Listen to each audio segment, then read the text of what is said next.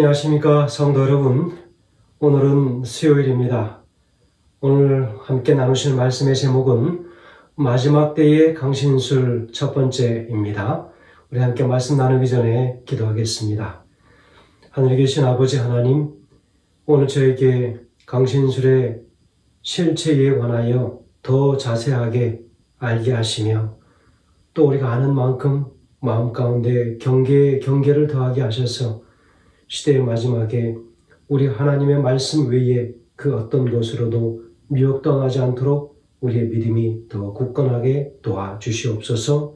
예수님의 이름으로 기도합니다. 아멘. 오늘 우리가 함께 나눌 말씀의 제목은 마지막 때의 강신술이라고 하는 제목입니다. 그래서 오늘과 내일 이틀 동안에 걸쳐서 마지막 때에 있을 강신술에 관하여 더 강조하여 함께 말씀을 나누도록 하겠습니다. 특별히 이 한 주 동안에는 강신술의 실체에 대하여 우리 함께 말씀을 나누면서 신약과 구약에서 강신술을 어떻게 정의하는지를 분명하게 확인했습니다. 그렇다면 우리는 이 시대의 마지막에 강신술이 어떤 형태로 나타날 것인지 분명하게 이해하는 것은 중요하리라 생각합니다. 강신술이라고 하는 말의 의미 그 자체는 사람을 미혹하는 데 있다고 하는 분명한 성경의 진술들을 우리가 확인하게 됩니다. 마태복음 24장 5절에는 이렇게 기록합니다. 많은 사람이 내 이름으로 와서 이르되 나는 그리스도라 하여 많은 사람을 미혹해 하리라 라고 기록하고 있습니다. 이 말씀 속에서는 그리스도라 하여 많은 사람을 미혹하게 한다. 거짓 그리스도가 많이 일어나는 시대가 이 마지막 때에 올 것이다 라고 이야기하면서 사람들의 마음이 그곳에 현혹될 것이라고 이야기합니다. 11절에서는 거짓 선지자가 많이 일어나 많은 사람을 미혹하게 하겠으며 라고 이야기하고 있습니다. 11절에서는 거짓 선지자가 많이 일어날 것이다. 그러므로 인하여 사람들의 마음이 많이 미혹을 당할 것이다 라고 이야기합니다. 24절에서 거짓 그리스도들과 거짓 선지자들이 일어나 큰 표적과 기사를 보이어 할 수만 있으면 택하신 자들도 미혹하게 하리라 라고 기록하고 있습니다. 마가복음 13장 4절에는 예수께서 대답하여 가라사대 너희가 사람의 미혹을 받지 않도록 주의하라 라고 기록하고 있습니다. 마가복음 13장 5절에서 많은 사람이 내 이름으로 와서 이르되 나는 그리스도라 하여 많은 사람을 미혹해 하리라. 누가복음 21장 8절에서는 가라사대 미혹을 받지 않도록 주의하라. 많은 사람이 내 이름으로 와서 이르되 내가 그러라 하며 때가 가까웠다 하겠으나 저희를 쫓지 말라라고 기록합니다. 여러분, 앞서 언급되어진 이 성경 말씀들은 그 대상들이 다 하나같이 사람들을 향하여 하는 이야기고 미혹되지 말 것에 관하여 이야기하고 있습니다. AD 30년에서 70년 사이에 이러한 현상들이 많이 일어났고 AD 130년에 나타난 또 한 사람의 인물이 있는데 그는 바르케 코바라고 하는 사람이었습니다. 바로 이 사람은 거짓 그리스도였습니다. 자신을 메시아라고 그렇게 말하는 사람이었습니다. 그는 유대 독립과 로마 반역 그리고 반란에 있어서 유대인들을 탄압하는 계기를 이 사람을 통하여 만들게 되었습니다. 끊임없이 로마 정부를 향하여 대항하고 그 사람들을 자극하여서 유대인 민족들이 더 어려운 지경에 빠지게 되는 그런 상황에 봉착하기도 하였습니다. 그리고 아울러서 그리스도인들이 유대인으로 오해받지 않도록 하기 위하여 안식일을 지키지 못하게 하는 경우도 발생하게 되었었습니다. 왜냐하면 그 유대인들이 안식일을 지키는 사람들이었기 때문에 안식일을 지키는 그리스도인들까지 더불어 탄압을 받게 되었기 때문에 안식일을 지키지 못하는 경우가 발생했던 것입니다. 성전 멸망의 시기와 재림의 징조를 묻는 제자들에게 예수님께서는 오히려 경고의 말씀으로 시작하십니다.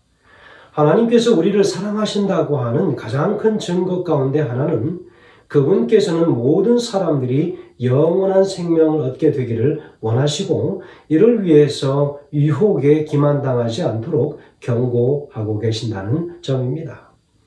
마태복음 24장 그리고 마가복음 13장 누가복음 21장에서 우리는 마지막 시대에 일어날 사건들의 개요를 분명하게 발견하게 되었습니다.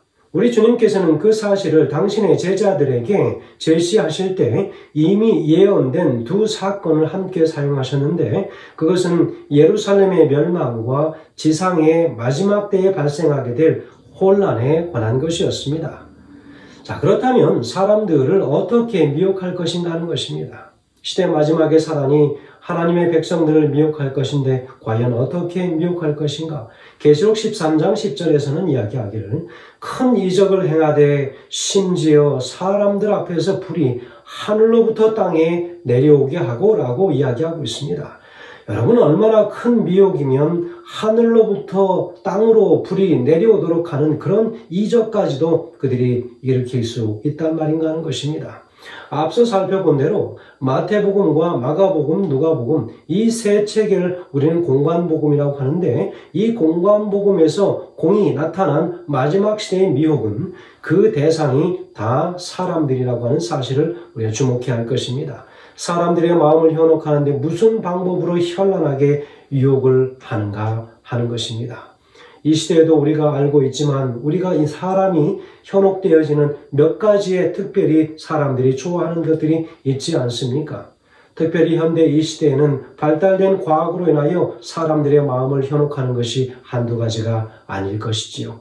계시록 13장 13절에서는 사람들 앞에서 불이 하늘로부터 땅에 내려오게 함으로 사람들의 마음을 흔들어 놓겠다는 것입니다. 하늘에서 불이 내려오게 한다고 하는 것입니다. 여러분, 성경에는 하늘에서 불이 내려왔던 그 일들이 몇 번 있었는데 이것은 과연 실제인가 아니면 상징인가 하는 것입니다. 물론 상징적인 것이죠. 그렇다면 성경에서 불이 내려온 예를 우리가 살펴본다면 그 첫 번째는 그렇습니다. 아벨의 제단을 하나님께서 불로 사르셨던 그 일이 있었습니다. 두 번째는 갈멜산에서 하나님께서 엘리야의 제단을 불로 사르신 일이었습니다. 세 번째는 솔로몬이 성전을 짓고 낙성식을 할 때에 하늘에서 불이 내려와서 그 제단의 제물을 다 사르셨던 그 일이 있었습니다. 성경에서 불은 하나님이 내려주는 것이지 사람의 힘으로 끌어내리는 것이 아니라고 하는 것입니다. 불을 억지로 내려오게 한다고 하는 것은 인간들의 술수이고 마귀의 속임수임에 불과한 것입니다. 그래서 용처럼 말하는 새끼 양 같은 이 짐승, 바로 이 미국이 이적을 행하면서 불을 땅에 내려오게 하겠다고 하는 것은 바로 이것은 거짓 이적을 행하겠다는 것입니다. 거짓 이적의 목적이 무엇입니까? 사람을 미혹하기 위한 것입니다. 사도행전 2장 3절에서 오순절에 성령을 불같이 다락방에 가득 채워주신 것을 우리는 기억합니다. 불을 상징으로 사용할 때는 늘 성령을 가리키지요. 그렇다면 사람이 주술로 끌어내린 성령은 진짜가 아니라 악령을 말하는 것입니다. 다시 기억해야 할 것은 강신술의 기초는 영혼불멸을 기초로 하고 있다고 하는 사실입니다. 자, 그러면 강신술은 현대의 다양한 방법으로 나타날 것인데 어떻게 나타나는가 하는 것입니다. 첫 번째는 심령과학입니다. 그리고 현대에는 뉴에이지의 여러 사상들 속에 나타나게 되어 있지요. 그리고 요가, 점성술, 그리고 초능력 여러 가지의 변형된 모습으로 강신술이 나타난다고 하는 것입니다.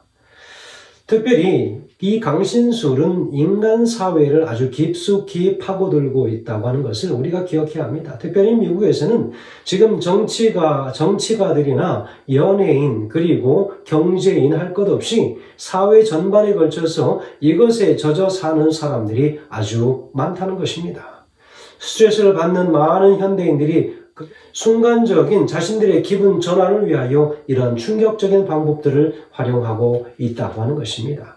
대쟁투 558페이지에서는 이야기하기를 최근에 새로운 형태를 취하고 있는 강신술은 이전에 비해 용인할 여지가 보이기는커녕 오히려 더욱 교활해진 속임수로 그 위험은 실제로 훨씬 더 높아졌다. 이전에는 그리스도와 성경을 부인하였지만 오늘날의 강신술은 그 둘을 다 받아들인다고 공언한다. 그렇지만 성경은 거듭나지 아니한 사람들의 마음을 즐겁게 해주는 방식으로 해석되고 그 엄숙하고 중요한 성경의 진리는 효력을 상실하게 된다라고 이야기하고 있습니다. 강신술에 미혹되지 않으려면 강신술은 영혼 불멸설에 기초하고 있다고 하는 것을 우리는 분명히 다시 기억하고 알아야 합니다.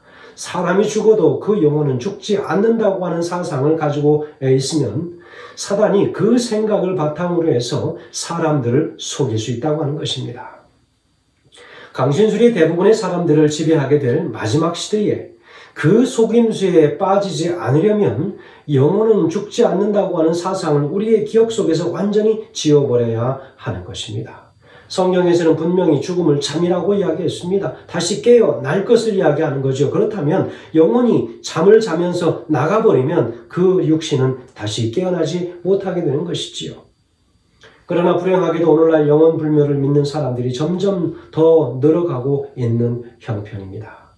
이것은 성경 예언상 종말의 때가 가까이 임박했음을 알리는 매우 중요한 단서가 되는 것입니다. 재림교회 신학자 앙헬 로드리게스는 이렇게 이야기합니다. 그들은 기별이 아니라 표적 혹은 이적이라고 불리는 초자연적 현상의 능력으로 사람의 마음을 사로잡는다. 그들은 표적을 행함으로 사람의 분별력이나 이성의 판단력이 아닌 정서적 측면에 호소한다. 이러한 표적이 마귀에 의해 수행된다는 사실은 새 더러운 영, 즉 용, 짐승, 거짓 선지자의 기별을 하나로 묶어주는 힘의 근원이 강신술임을 보여준다라고 이야기합니다. 이 이적들은 결코 하나님께로부터 비롯된 것이 아니다. 우주의 대쟁투가 종결에 가까워질수록 마귀의 세력은 이전에 보이지 못했던 방식으로 인류 역사의 무대에 나타날 것이다. 물론 영혼이라는 비성서적 가르침에 근거한 강신술이 거의 온 세계를 사로잡게 될 것이다 라고 그는 이야기하고 있습니다. 참으로 강신술은 이 온 세상에 광범위하게 퍼져 있는 사상이 될 것이라고 경고하고 있습니다. 그렇다면 강신술은 사람의 감정에 호소하고 마음을 사로잡는다고 했는데 사단은 어떻게 우리의 감정을 휘어잡는가 하는 것입니다. 대쟁투 561페이지에는 이야기합니다. 사탄은 오랜 동안 온 세상을 기말하는 그의 마지막 운동을 위하여 준비하여 왔다. 그는 강신술의 발전을 통하여 그의 기만의 절정을 향한 길을 한 걸음씩 준비해왔다. 그는 자신의 계획을 아직까지 완전히 성취하지 못하였다. 그러나 남아있는 마지막 시기에 그것을 실현할 것이다. 하나님의 말씀을 믿는 믿음을 통하여 하나님의 능력으로 보호를 받는 사람들을 제외하고 온 세상이 그 기만의 거대한 대역 속으로 휩쓸려 들어갈 것이다.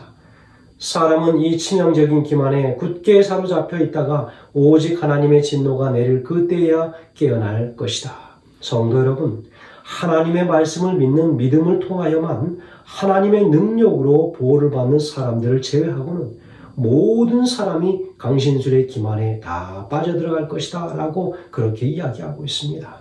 그러니 우리가 어떻게 준비해야 되는가? 이 강신술의 기만을 이길 수 있는 유일한 안전책은 하나님의 말씀에 기초한 삶을 살아가야 한다는 것입니다.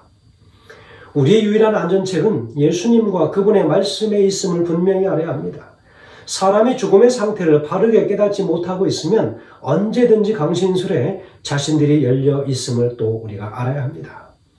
하나님의 말씀을 믿는 믿음만이 온 세상을 기만하는 속임수 앞에서 우리를 보호할 수 있는 유일한 보장임을 반드시 기억하시면 좋겠습니다.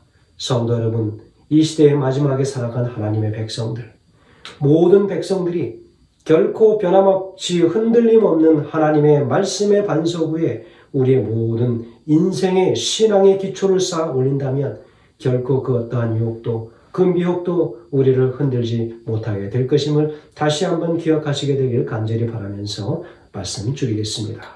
기도하겠습니다. 하늘에 계신 아버지 하나님, 오늘 저에게 주신 말씀을 통하여 확신을 주신 그 은혜를 인하여 감사합니다. 아버지 하나님, 이 말씀 결코 저희 잊지 않게 하시며 특별히 그 어떠한 유혹도 하나님의 말씀으로만이 승리할 수 있음을 우리에게 가르쳐 주셨사오니 주님 그 말씀 따라 순종하는 하나님의 백성들 되게 도와주시옵기를 예수님의 귀하신 이름으로 간절히 기도합니다. 아멘.